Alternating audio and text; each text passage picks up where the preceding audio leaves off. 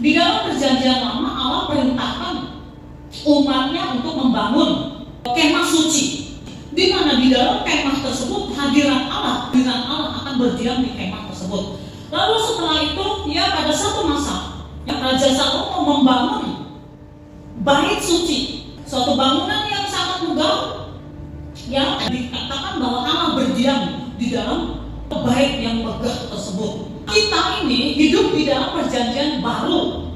Nah, di dalam perjanjian baru yang dikatakan sebagai bait Allah, tempat bertinggal Allah, tempat di mana hadirat Allah ada, ya, Roh Kudus ada. Itu bukan lagi bangunan fisik seperti kemah yang dikatakan kemah suci, bukan lagi bangunan fisik seperti bait suci Salomo yang dibangun sangat megah.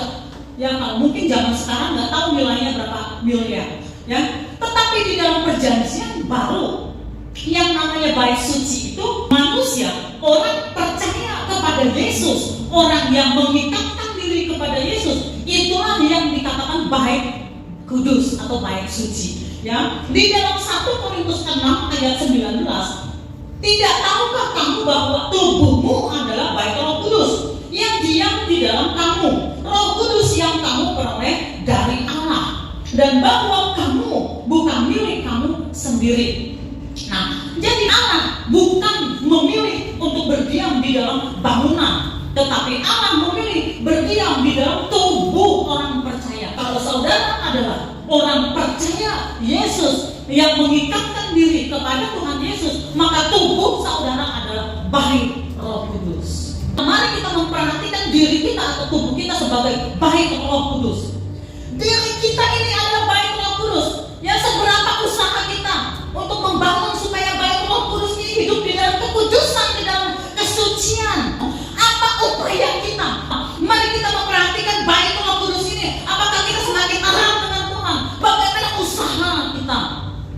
Saudara, kalau kita mau bertumbuh di dalam Kristus, kalau kita mau manusia batin kita semakin kuat, kerohanian kita semakin kuat, itu harus ada upaya, harus bayar harga. Bait Roh Kudus ini harus dipelihara, ya, dan harus bertumbuh, ya.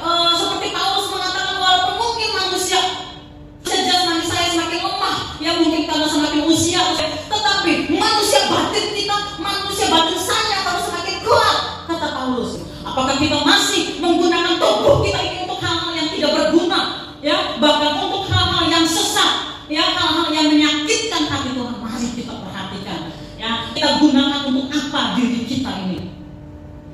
Lalu di dalam batin kita, apakah menyimpan kekecewaan, menyimpan sakit hati, yang menyimpan syahwat sangka, menyimpan kemarahan atau apapun, pikir apakah kita cukup bayar harga untuk membuat diri kita ini bertumbuh